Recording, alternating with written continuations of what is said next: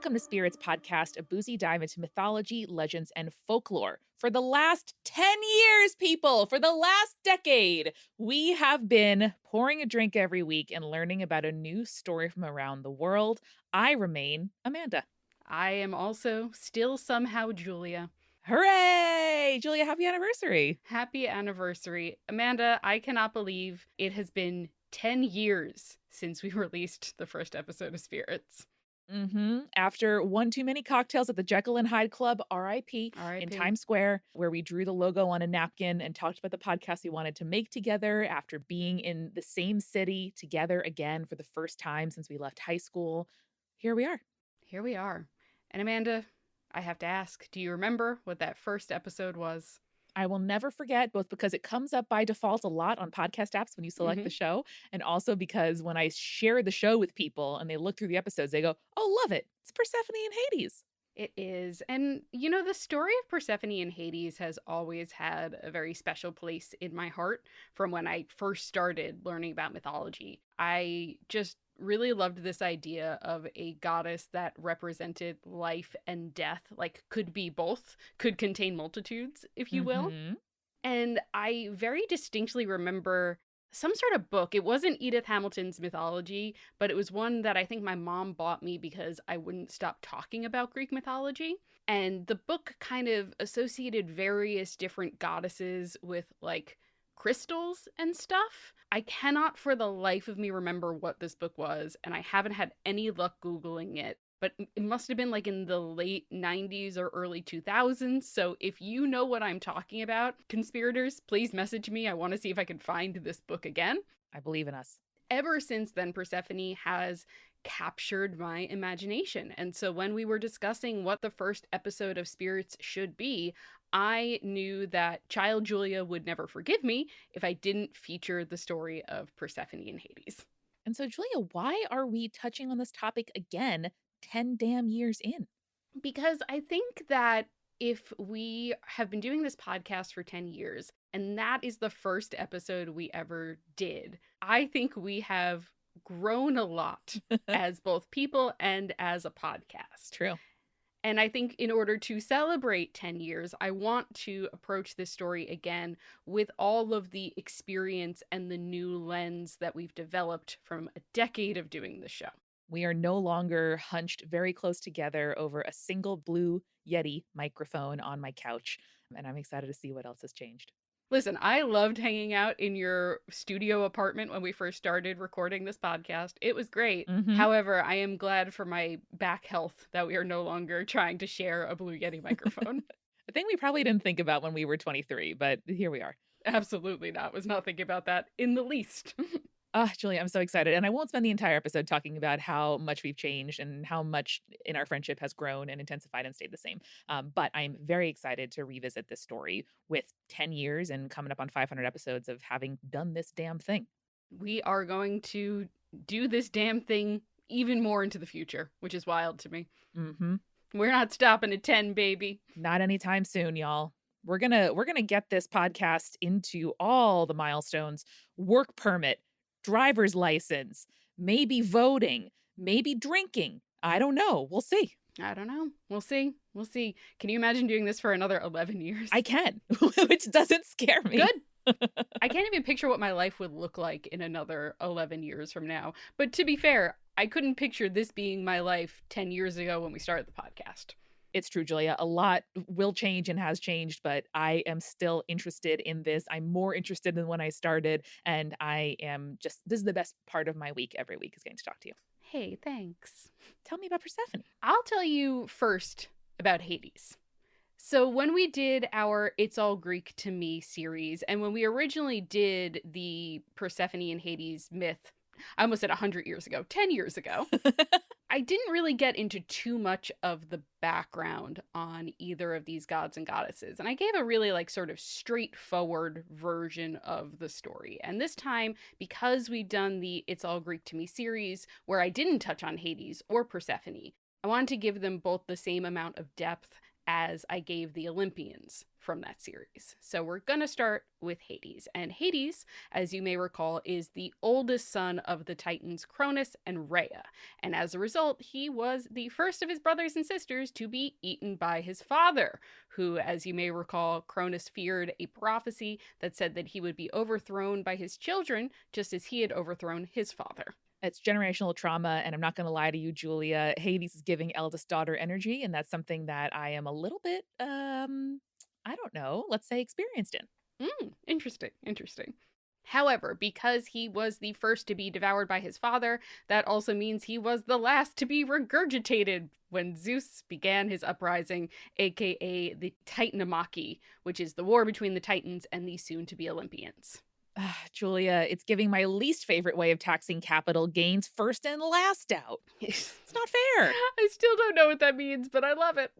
It means that if your granddaddy bought a stock 80 years ago and then you sell it today, you get to sell all the newer things that didn't appreciate in value before the OG. Oh, okay. So you get to hoard that wealth and not get taxed on it because you're like, no, but the one of the share that I bought, that was the one that I found on the street 2 days ago. Mm-hmm. I promise. Yeah. Granddaddy did me a lot of favors back in the day. Must be nice.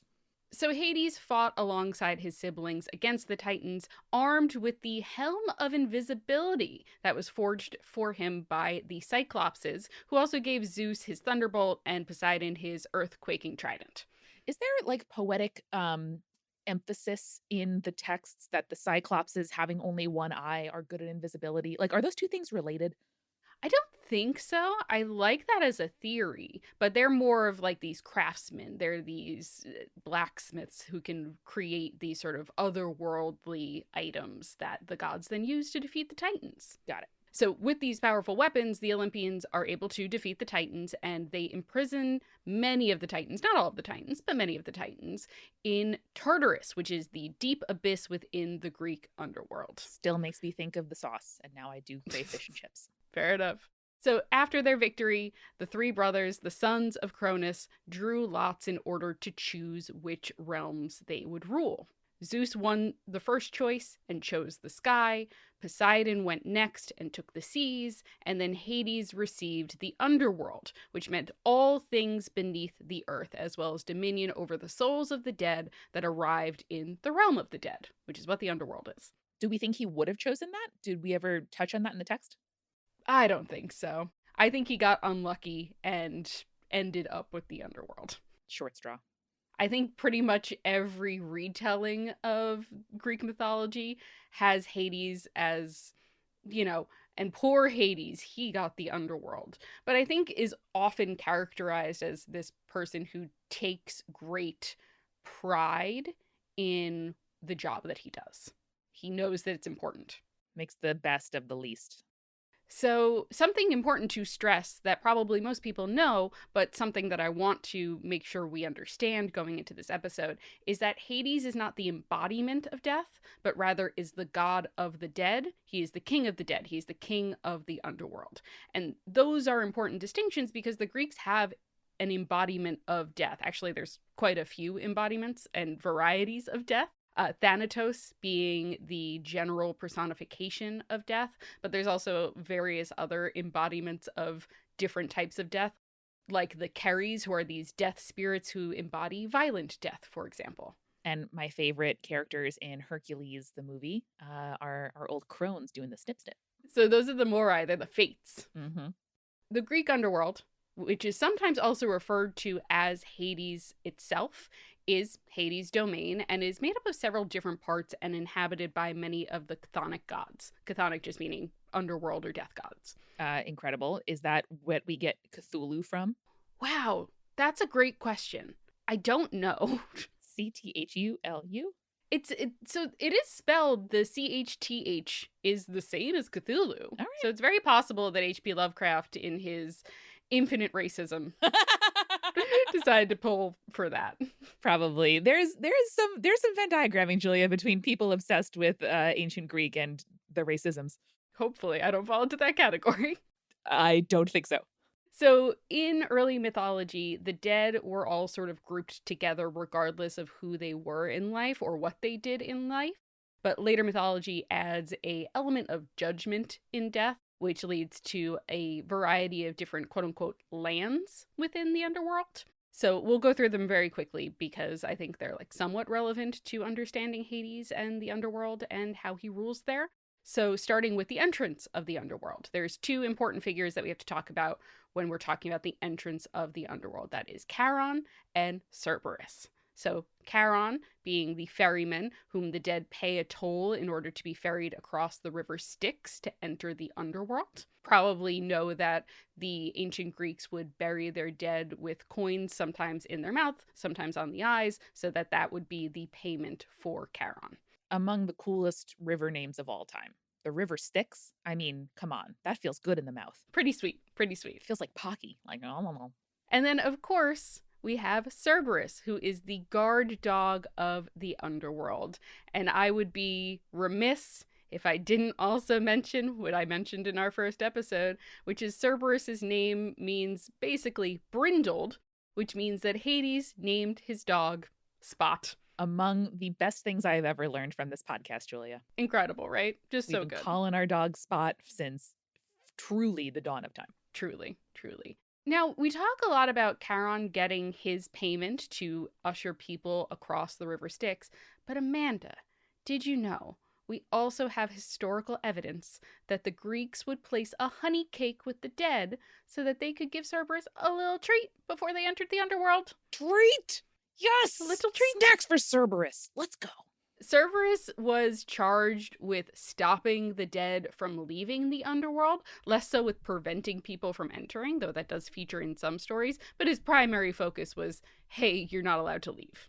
So more like the nanny sheepdog in, what is that, Peter Pan? Yes, than a guard dog preventing people from coming in. God, is that dog literally called, like, nanny or nurse or something like that? Oh. Nana. The dog's name is Nana. That's so good. Wow. Incredible.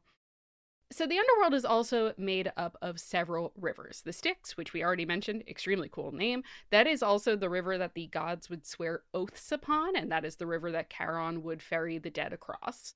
Wow, it's like a final honor. That is truly.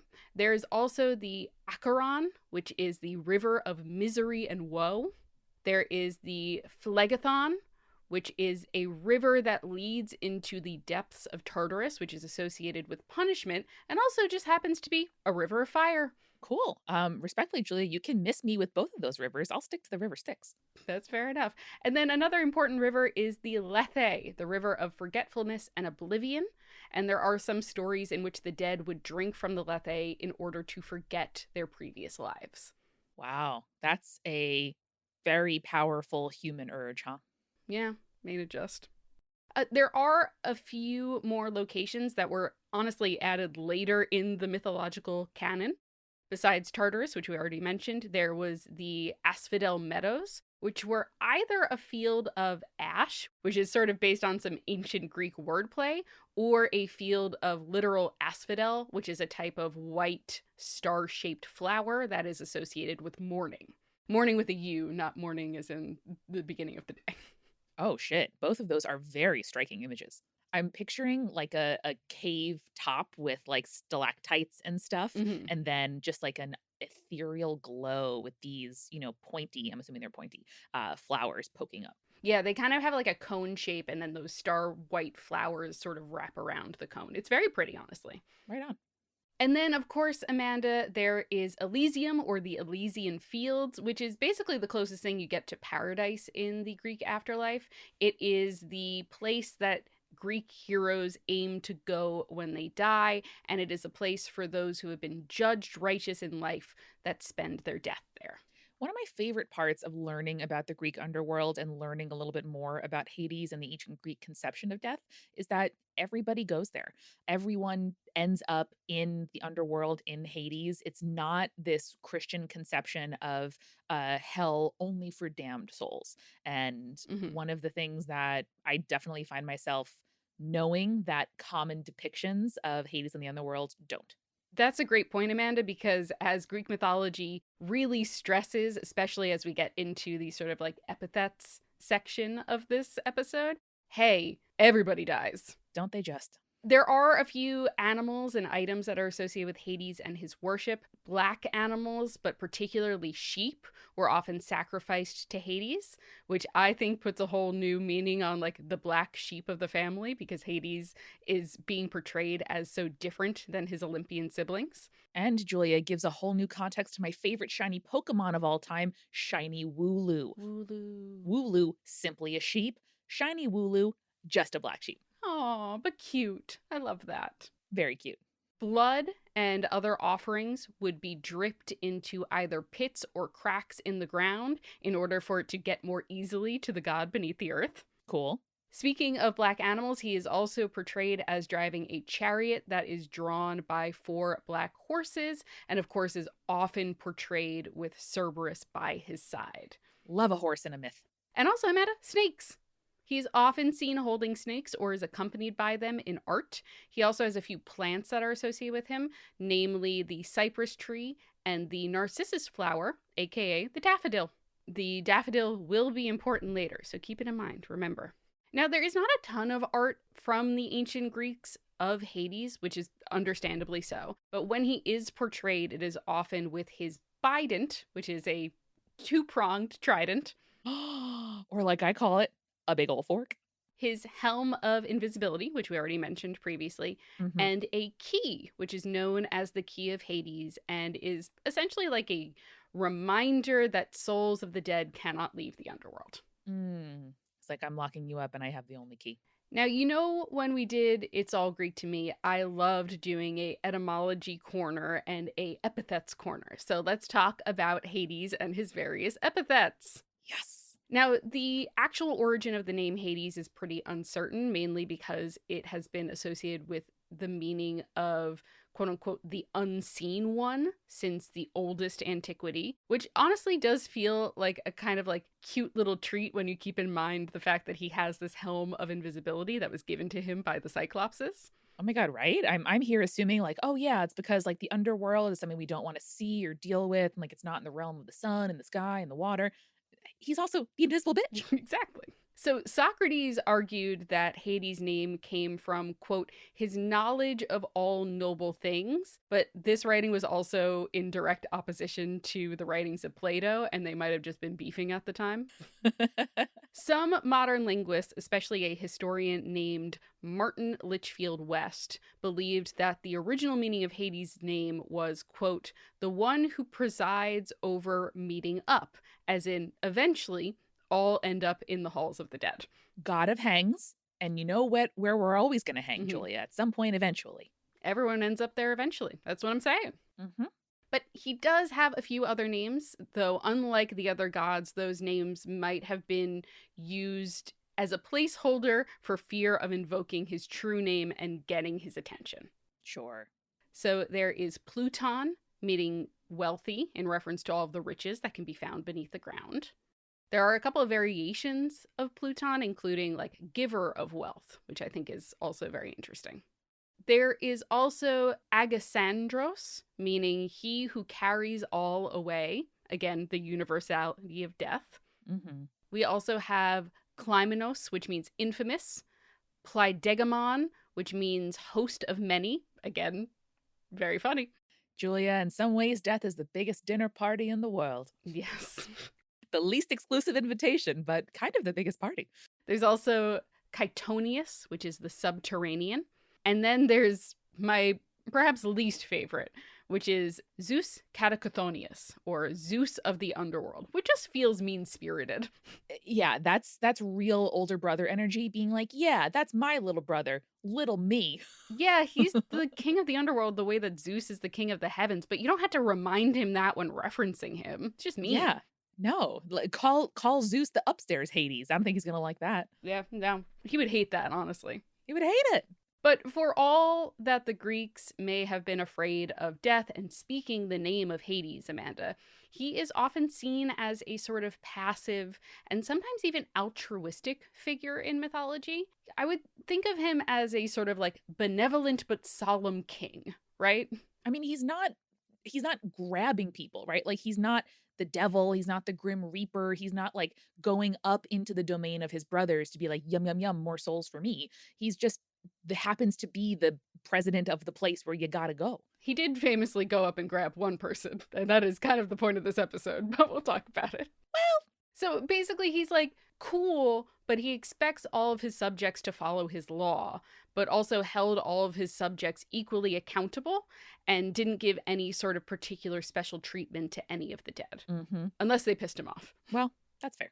It is, as I mentioned before, strictly forbidden for any of the dead to leave his domain, and those who tried or did would be severely punished, especially if they're also living mortals who attempted to steal souls from his realm. Oh, yeah. So we have quite a few examples of this. We have Sisyphus, sort of famously cheated death several times, including chaining the god Thanatos and trapping him so that no one died until he was free. A real bummer. He also managed to convince either Persephone or Hades, it depends on who's telling the story, where he died but before he died, he instructed his wife to throw his body into the street rather than give him a proper burial. So that once he got down to the underworld, he's like, look at what my wife did. I wasn't buried properly. You have to send me back so I can scold her for being a bad wife. And then when they did, he was just like, and I'm not coming back, deuces. Psych. Until he died of old age and or Hermes dragged him back down into the underworld. At which point, Hades just fully punished him in the Sisyphean way, which is now he has to push a boulder uphill for the rest of his days and never reach the top. Yeah, we're a few more months and or decades of human life really worth an eternity where your name is literally synonymous with a thankless, unending task. I mean, personally, I would say no. Me neither. But that's just me. Especially after having seen the underworld. It's not even like he was trying to do some kind of bargain and be like, I don't know if that really exists, whatever. But skepticism is not as rendered in myths in the past as it is now. There is a lesser known story than Sisyphus, who literally, we still use his name to this day, right? This is the story of Persephone. Now, he had pledged, along with his buddy Theseus, that he was going to marry a daughter of Zeus. Theseus is like, okay, I'm going to go marry Helen. Went and did that, even though Helen was 10 years old at the time. Fucking weird, Theseus. Don't do that. And so Persephone sets his sights on Persephone. Now he travels to the underworld in an attempt to steal the Queen of the Dead away, but is caught. Oh, Persephone post-marriage. Post-marriage. Oh, I thought he just happened to crush on the woman who Hades was going to take. No, he said, I'm going to go steal the King of the Dead's wife from him. He said bet. So as punishment, there's a couple of different versions of the story. Either Hades physically bound him to a stone within the underworld along with Theseus, and then Hercules later had to come down and cut Theseus's butt off to pull him out of the underworld. Not the get-along shirt of death. Yeah. Or he fed Persephone to Cerberus. A great day for Spot. A great day for him. Great snack. He's getting honey cakes and all of a sudden he's got a full man. He's probably like, this is the best. It's got bones. It's like, oh my God, use some of those honey cakes to sop up the marrow, why don't you? In Edith Hamilton's telling of the story, though, Hades tricks him into sitting in a, quote, chair of forgetfulness. Oh. In which, once one sat in it, it made you forget everything about your life and basically just, like, creates a thoughtless husk of a person, right? So it is said that Persephone has been sitting in this chair forever, forgetting his mission to kidnap Persephone, forgetting who he even is. That is a very powerful deterrent, I would imagine, to other souls who can at least remember their life in all its ups and downs. Now, there is only one example that I can recall where Hades relented for a spirit of the dead to be taken from his realm by someone who's living. And you can probably guess what it is if you're a fan of Greek mythology, but that is Orpheus and Eurydice. Famously subjects of Hadestown. Famously. As you might recall, Eurydice died of a snake bite, and her husband, the musician Orpheus, entered the underworld and used his charming music to convince Hades and Persephone to allow Eurydice to return to the land of the living with her husband, so long as he did not turn back to look at her on his way out. Well, bitch couldn't even do that. Yeah, Orpheus fails to do so. Eurydice returned to the underworld. Whether or not Hades knew that Orpheus would fail, kind of subject for debate, depends on who's telling the story. That's Hades for you. But let's talk about the other half, or perhaps third, that makes up this story. And that is, of course, Persephone. Do it. I'm very intrigued about this missing third. Now, we don't get a ton of origins for Persephone, at least from a mythological perspective. Her story in most mythology and tellings only really starts to dig deeper into her in her foundational myth, which is, of course, her abduction by Hades. Mm-hmm. What we do know is she is often claimed to be the daughter of Zeus and Demeter, though Demeter seems to be the primary parent in raising her. Classic Zeus, am I right? I was going to say, which makes sense. Zeus is a very absent parent in most of mythology. Mm-hmm. We don't call him the fuckfather because he's great at parenting, folks. We call him that because he's the father of all fuckboys. And he has left a lot of children in his wake. Mm-hmm. Mm-hmm. Now, we know very little about the union that led to Persephone's birth. It's not really commented on by these tellings of the story. But Persephone, before the abduction, is described as the personification of vegetation, especially crops, and also the maiden of spring, right? Which is funny to call her that because it's before the seasons are really invented. That's true, Julia. But one of the things that I have really come around on in my character development since we did this episode the first time is appreciating winter and spring as the light gathering, building up of energy that then can burst forth in the more beautiful summer season. Like spring might be, a mulched, frosty garden bed, but we have that little bit of daffodil or onion or whatever, like about to pop up through the soil. And that's something that I have a lot more appreciation for now than I did. Amanda, you nailed it. Aw. As always. Thanks. So Cicero describes her, quote, as the seeds of the fruits of the field. There you go. And the symbolism, as you pointed out, is very apparent. She embodies the crops that sprout in the spring, are harvested when fully grown. Mm-hmm. A real symbolism of like a girl becoming a woman, right? Yeah, or a woman as like mostly worthy of caretaking until she is like given off at her peak as a prize, and sort of like her value, diminishes after that. Mm-hmm. And then she disappears when the earth is sown, only to reappear again in the spring. Mm-hmm. Symbolism, baby. Symbolism. Symbolism. We love it. Now, the origins of Persephone's name are also sort of difficult to parse, much like Hades, though this is based on the fact that there are so many different ways it is written in ancient Greece, which suggests that the name probably has a pre-Greek origin. Gotcha, because it was like not originally a name transliterated with those characters, and so they're kind of like, put a KH on it, put a CH, Hanukkah, I don't know. Precisely, you nailed it. So there is a Swiss linguist named Rudolf Wachter who suggests that her name comes from a Proto-Indo-European root, which roughly translates her full name to striker of corn, or perhaps better translated, thresher of grain. Oh, shit. Yes. So she is like fully a like agricultural agrarian goddess from the beginning. And again, it makes all the sense in the world that poetically, the domain she goes to is the one defined by a lack of light. Whether you are in the sky, the source of the sun, or in the water, a place that can like transmute and be lit from above, but also has its own sources of luminescence. Neither of those is where she's going. Well, man, I'm so glad you mentioned that because there is also another linguistic theory which associates her name with this Albanian dawn goddess. And it suggests that her name can be traced to another root meaning, quote, she who brings the light through. Albania has entered the chat. Let's go. Isn't that cool? I'm so glad. You were like, let me talk about light. I'm like, oh, girlfriend, I got you set up. So good. Bump set spike, baby.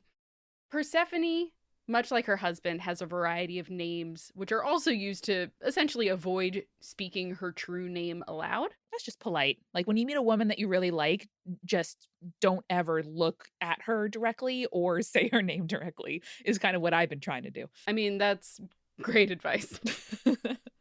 So most commonly she is referred to as Kore or Cora, which is the maiden. Mm-hmm. But also oftentimes she is referred to as Nestis, which is the fasting one. Ooh. Which I think is interesting because when you think about it, when those winter months are tough, you try not to eat as much. And also when you think about it, Persephone eating the food of the underworld essentially means she has to stay in the underworld. Not eating is interesting. I don't know. Yeah. Is she fasting perhaps when she is above ground and waiting to go back below? Ambiguous. Or vice versa. So her epithets are also divided depending on what role she is playing, whether she is in the form of her goddess of spring or if she is her goddess of the underworld, right? So as the spring goddess, she is Oxesia, meaning increase, which is basically invoked for those who wanted to see growth or prosperity, and so would pray to her. There is Sotera, which means savior, and is also sometimes used as well as Azesia, which meant to seek or sometimes even to dry fruits. Well, that's fascinating. I am a little bit stuck on the name Sotera, which does sound like a cryptocurrency, but I'm going to try to move past that. It does kind of sound like a cryptocurrency, you're right. This also is kind of interesting because it is a reference to plant growth and the harvest and stuff like that. So that's when she would evoke those names. Indeed. As the goddess of the dead, she is Catonia, or she of the earth, which is a reference to her being both the daughter of Demeter, but also being the goddess beneath the earth. She is also known as Hagne, or pure, and Melitodes, or sweet as honey. Oh, I love it. I love a honey-based word. And then finally, she is also most formally Despoina, or the mistress of the house, in reference to her as consort to Hades and also mistress of his household. And we all know, Julia, it is the mistress of the house who is truly in charge. Damn right. Damn Skippy. Well, Amanda, that's what I have on sort of the background of Persephone and Hades. And here is where we will take our quick break before we get into the story of the abduction of Persephone by Hades. So let's go grab our refill. Let's do it. Hey, this is Julia, and welcome to the refill. We are continuing to donate our ad space for the foreseeable future to small businesses and mutual aid efforts in Minneapolis that benefit immigrants, protesters, and activists. If you are a podcaster and you want to join us in this effort, please go to bit.ly/mnpodcastads, all one word, all lowercase. This week, I want to highlight for you Birch Bark Books and Native Arts. They are a small independent bookseller that is located in Minneapolis. They have a wonderful collection of books that you can either purchase online, or if you just want to support the store financially, you can just buy a gift card through their website. They seem like wonderful people, and their business has been a really strong supporter of the protests that are happening in Minneapolis. So check that out. You can find a link in our episode description, or you can go to birchbarkbooks.com. We want to thank, of course, our patrons in this episode. Thank you to our newest patrons, Peter and Fantasy Junkie. You join the ranks of our supporting producer level patrons like Alicia, Hannah, Scott, Anne, Matthew, Lily, and Will. And of course, our legend level patrons, Captain Jonathan Malachi Cosmos, Audra, Sarah, BME Up Scotty, Morgan, Bex, Rico Like, Chibi Yokai, and Michael. If you too would like to join us on Patreon, you can go to patreon.com/spiritspodcast today to sign up for a free trial or to get cool rewards like ad-free episodes, recipe cards for every episode, and so much more. Check it out. And of course, we want to tell you about another show here at Multitude. Wow If True is your one-stop internet culture shop explaining how what's happening online shapes the real world. And they are the internet experts and real-life besties to unravel it. Tech culture journalist Amanda Silberling and science fiction author/attorney Isabel J. Kim Esquire. More importantly, they are the only podcast that will mention Neopets and horizontal mergers in the same episode. They're asking and answering your burning questions about the internet, like why are the edgelord tech bros literally everywhere, even in the White House? They also have a very exciting episode that I just edited for them, which is a crossover with another sister show here at Multitude, American Medieval, all about the trend of the medieval online. I think it's a really cool episode, and if you liked our episode with Professor Matthew Gabriel a couple weeks ago, I think you're really going to like that one, so check that out. Check out Wow If True wherever on the internet you find your podcasts. New episodes every other Wednesday. And now, let's get back to the show.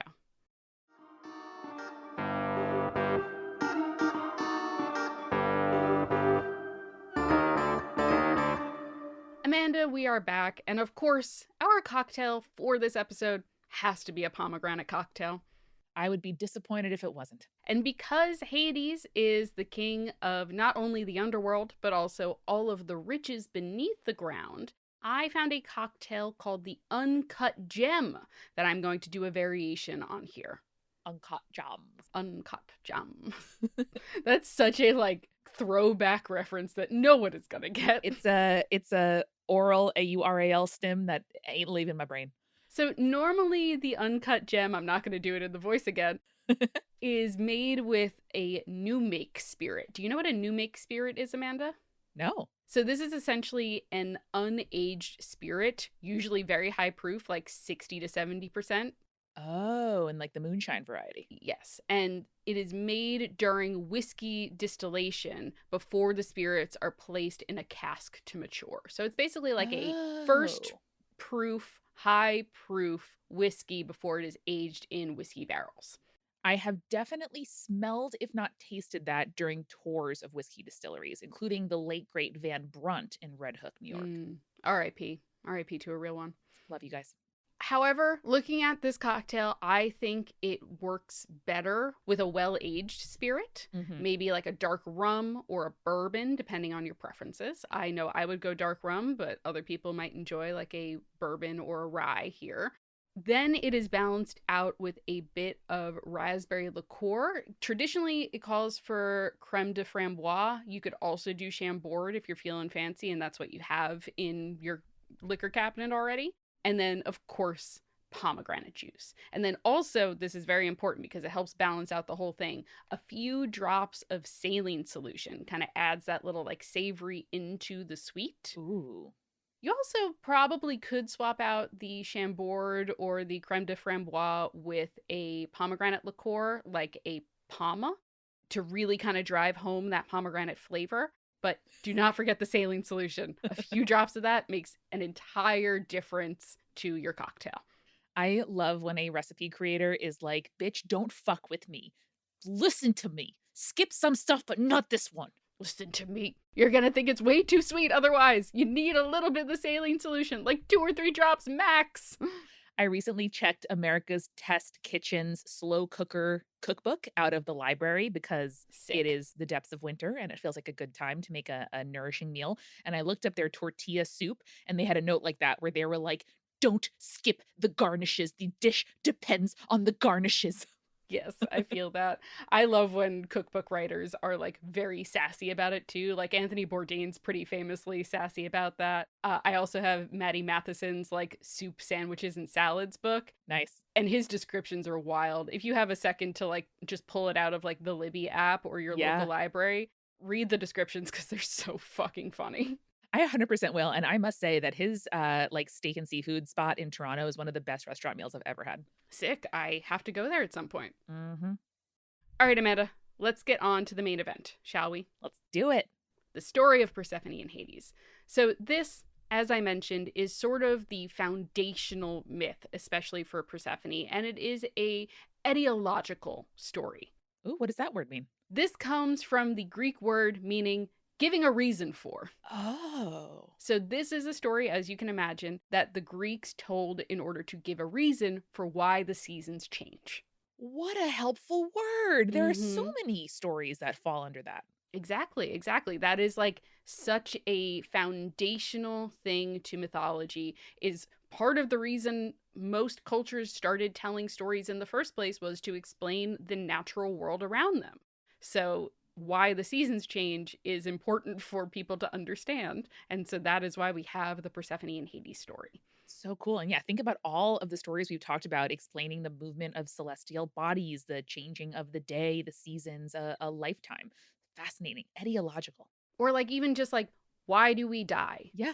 Do we always die? Sometimes the answer is no. Sometimes the answer is yes. And I just think that is really interesting that there is a whole study. The etiology is the study of giving a reason why things happen. God, it's so cool. Fascinating.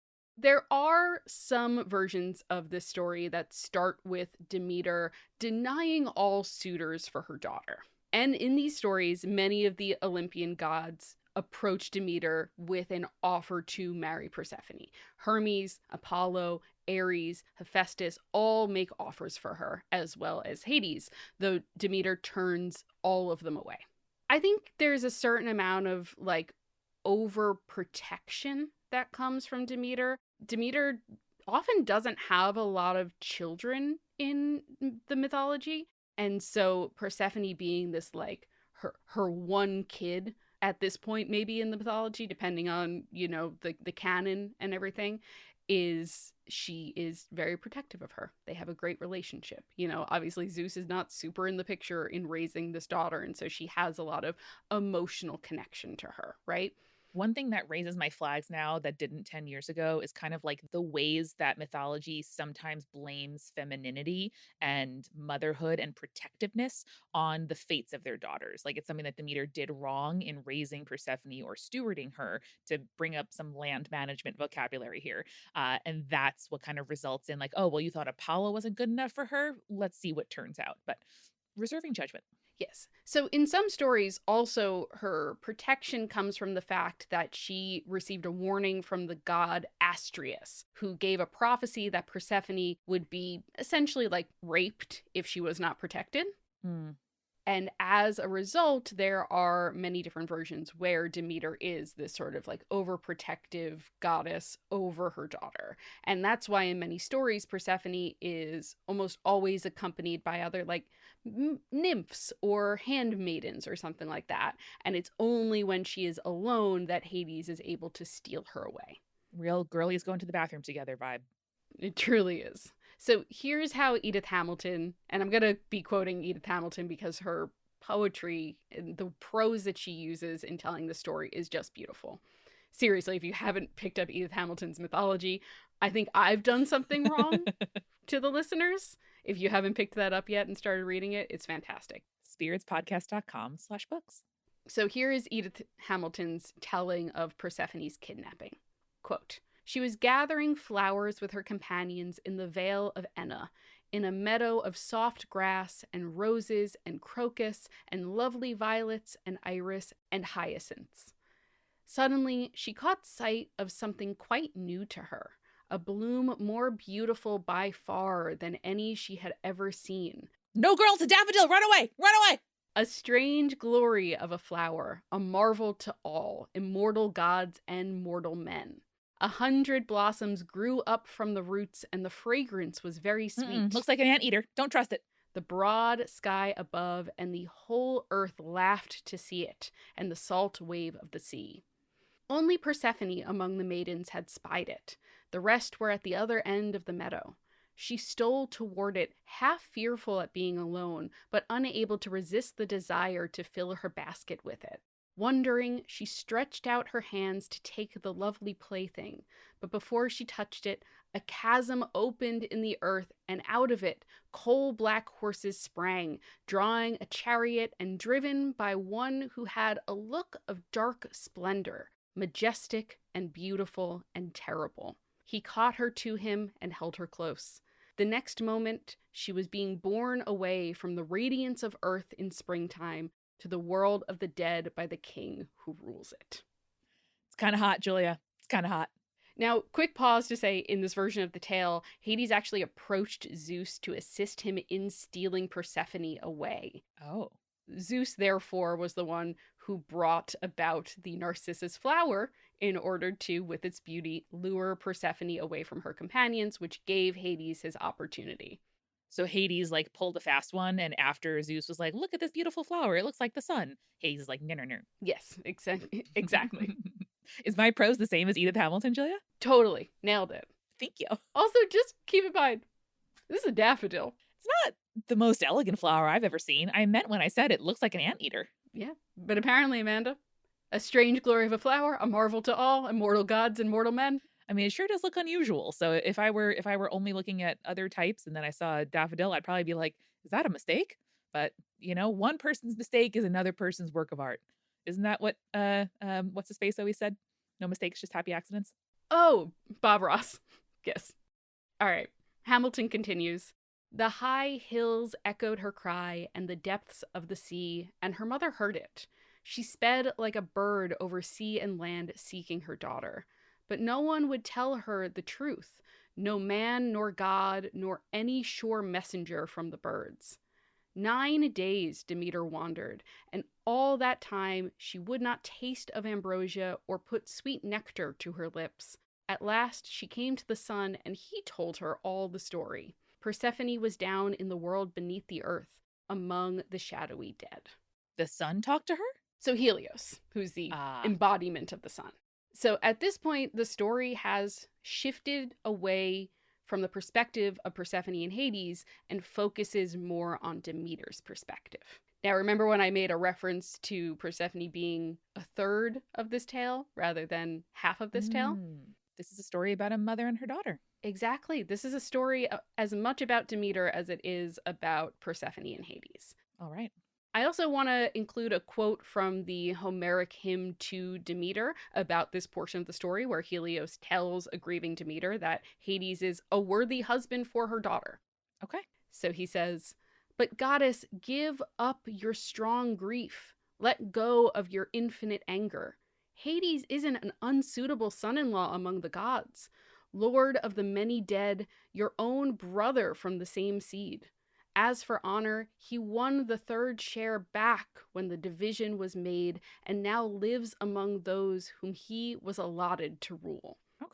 Helios is like, listen, I know you're upset, but she can do a lot worse. She'll be okay. Yeah. Yeah. So here we get a little sojourn, I suppose, of Demeter and her grief over losing her daughter and her time as she searches listlessly for any sign of her.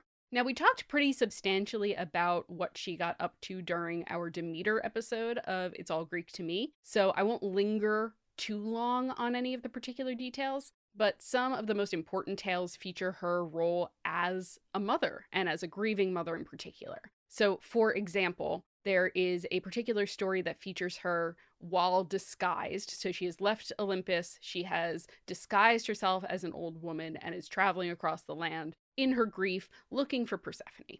Really gives it a different flavor when you realize that she's probably, like, I know she's a goddess, but she's not an old woman. She's like probably in her late 40s, maybe. Just like appearance-wise, yeah. Yeah, yeah. While she is in disguise, she's invited into the home of a family, and she is nursing a child. And she attempts to grant immortality to this child, only for the mother to discover that the process of granting immortal youth to this child involves laying the child in fire. Oh. Which does not harm the child, because Demeter anoints his forehead with ambrosia, which protects him, right? But it is like a literal trial by fire. But I understand the mom being like, hey, wait now. So she screams for the goddess to stop, and then Demeter reveals herself to the woman in anger and demands a temple be built for her in order to win back the favor of her heart. She was like, look, I'm trying to do something nice for you here. Now build me a temple.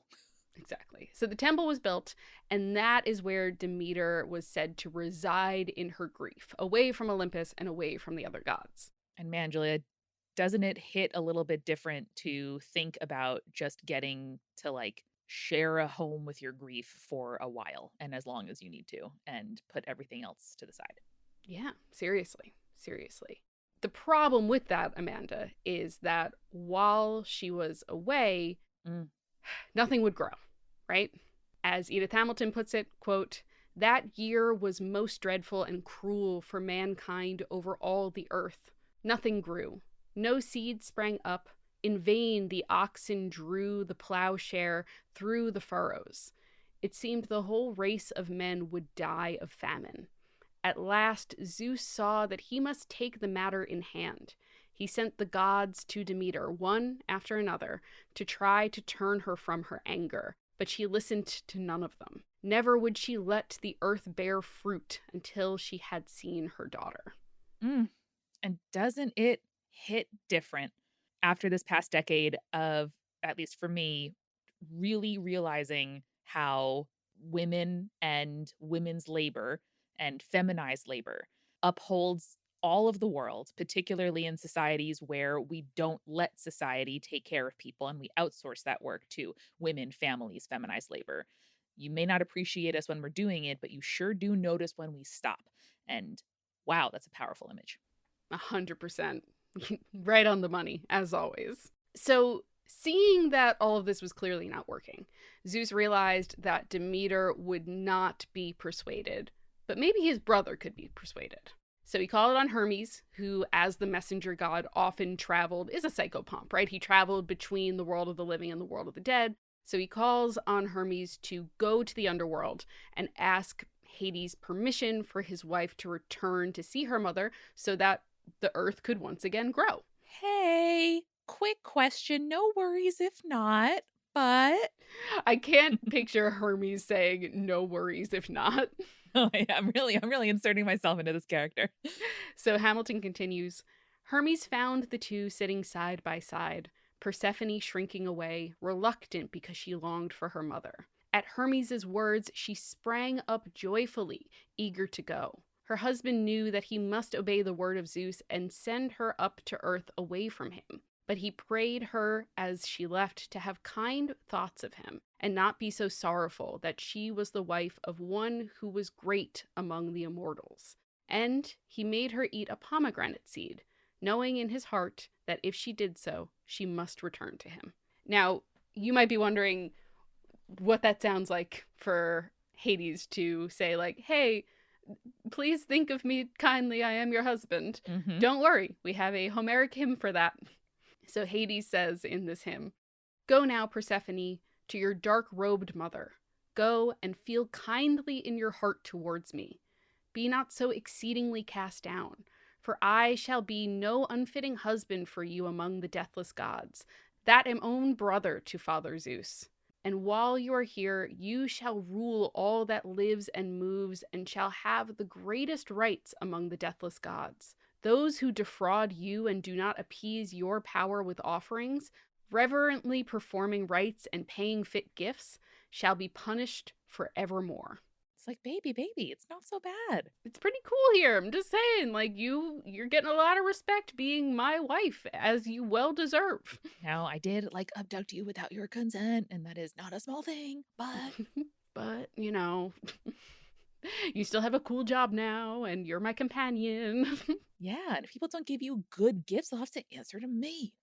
So from here, Hermes takes Hades' carriage and Persephone and returns to the world of the living, bringing Persephone to Demeter's temple so that the two can be reunited. The two embrace, and they spend the day talking to each other, recounting to the other what happened in their absence. Now, when Persephone tells her mother about the pomegranate seed she ate before leaving the underworld, Demeter is distraught because she knows that eating the food of the underworld would bind Persephone there, at least in some part. Still, Demeter did not want to return to Olympus, and so Zeus sent one last messenger to the goddess, which was their mother, Rhea. And so Rhea tells Demeter, quote, Come, my daughter, for Zeus, far-seeing loud thundering, bids you. Come once again to the halls of the gods, where you shall have honor, where you shall have what you desire, your daughter, to comfort your sorrow, as each year is accomplished and bitter winter is ended. For a third part, only the kingdom of darkness shall hold her. For the rest you will keep her, you and the happy immortals. Peace now. Give men life, which comes alone from your giving. So this is kind of where we get the established, hey, Persephone would have to spend 4 months of the year within the underworld with her husband, but could then spend the rest of the time among the Olympians and on Earth. Now, Demeter would still mourn her, and Persephone felt guilt for the desolation that her absence had brought to the earth. And so when she returned, she filled the world again with greenery and flowers and fruit and crops. And then also, because she's like, man, I feel bad that winter apparently is going to now happen every year. So that men would not starve while she was away, she went to the city where her mother's temple had been built, and she taught mortal men there how to sow corn. Not maize, but like cereal grains, right? There you go. To keep their stomachs full in the winter months. Etiology for us. Right? And I think Edith Hamilton wraps up the story really nicely, if you'll allow me one last Edith Hamilton quote here. Please. Persephone was the radiant maiden of the spring and the summertime, whose light step upon the dry brown hillside was enough to make it fresh and blooming. As Sappho writes, I heard the footfall of the flower spring. Persephone's footfall. But all the while, Persephone knew how brief that beauty was. Fruits, flowers, leaves, all the fair growth of the earth must end with the coming of the cold and pass like herself into the power of death. After the lord of the dark world below carried her away, she was never again the gay young creature who had played in the flowering meadow without the thought of a care or trouble. She did indeed rise from the dead every spring, but she brought with her the memory of where she had come from. With all her bright beauty, there was something strange and awesome about her. Edith, goddamn. Always worth a seat at your fantasy dinner party because she would just spit like that, you know? She just spits straight fire, you know? So good. And God, like the idea too of like Persephone is changed by her time. Mm-hmm. Persephone is, yes, when she returns each spring, still that bright beauty, but the fact that there is something darker, something unknowable, untouchable about her is, God, such incredible fucking imagery, right? It's really the shadow that makes the highlight stand out. It's the underline that draws attention to the beautiful thing. And as people, I'm sure we'll get into it, who have a decade more of life under our belts, it's something that speaks a lot to me about this myth, particularly because the sole moment that Persephone strayed away from her mother and that horde of nymphs, she was sucked into somebody else's control. And so, what would it have looked like for Persephone to be a woman under her own means? We kind of only know in the context of her as someone's wife and daughter, figuring out some kind of independence. We don't get to see her outside of either of those roles.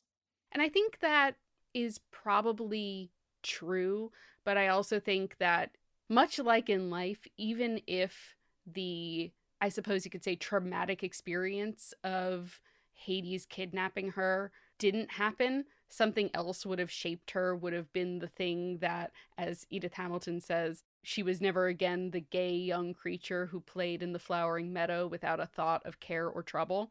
Mm-hmm. Like, because just life happens to you, regardless of how well protected you are, how much you try to be, carefree and innocent. Like, life just sort of happens regardless. And I think that is something that is also something I can take away from this story after 10 years of life happening to me. Yeah. And without life happening, she wouldn't have that bright beauty, that strange and awesome quality.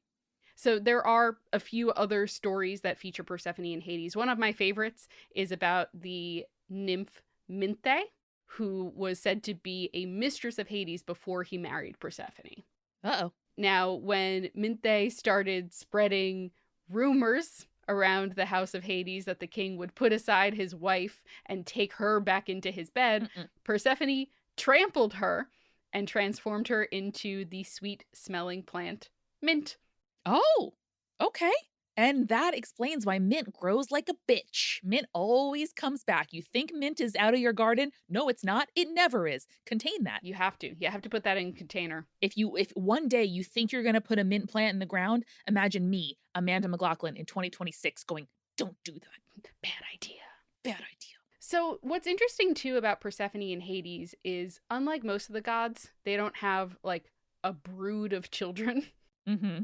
Honestly, oftentimes in the, like, quote-unquote canon, they are seen as a childless couple, though there are a couple of, like, very rare and not often mentioned sources that say that Persephone and Hades have a son named Zagreus, who players of the Hades games might recognize that name. Mm-hmm. There are very few sources that really talk about Zagreus. He's not featured in any particularly, like, large myths.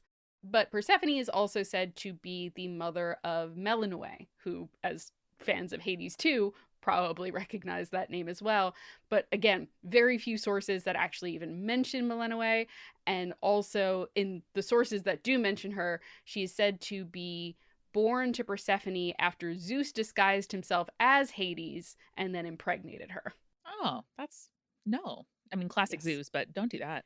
Yes. I mean, classic Zeus, Greek mythology, the incest is always there. Doesn't matter.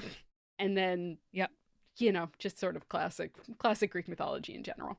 But you're right, very uncommon for a couple not to have like a number of important and clearly established children. Yes, especially like biological children. Yeah. So I think that's very interesting about them. Just worth mentioning.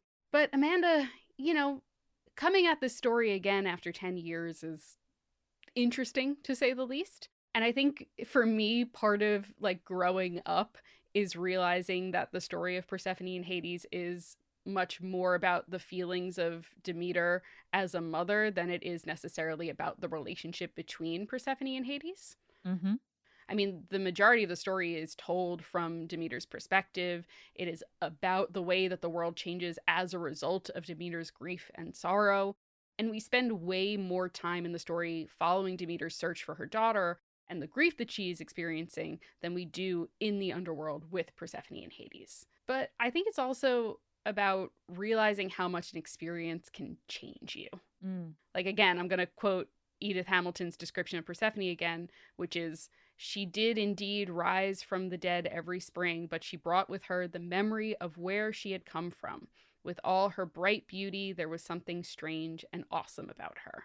And I think that rings true in a way that maybe didn't ring for me when I first read it as a kid, or even the way that it did when we first did this episode 10 years ago. And I think that's sort of what I look at when revisiting the story and being like, wow, shit does change you, huh? Maybe we can return to another agricultural metaphor, Julia, something that I think about again and again, which is that farmers don't really grow crops. They're really in the business of growing soil. And without healthy soil, without nutritious soil, dense soil, you can't really grow that productive of crops or that nutritious of crops. Mm-hmm.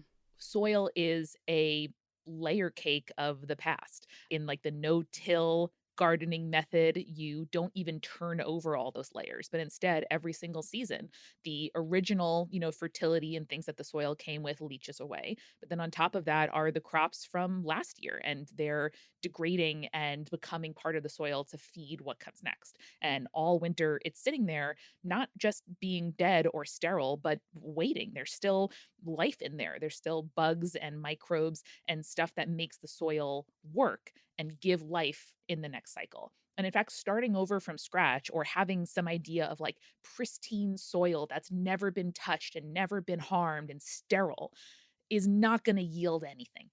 And so as I get older and as I add on to the layer cake of my own life and experience, there is something to be said for the stuff I look back on, for the crops that didn't work out, for the root knot nematode that took out my tomatoes, for the spider mites that, plague my pothos. Like it's all part of it. And like taking out an ice core from the earth where you can see all of the layers of atmosphere and stuff and gunk that went on way, way, way before we were even around to experience it.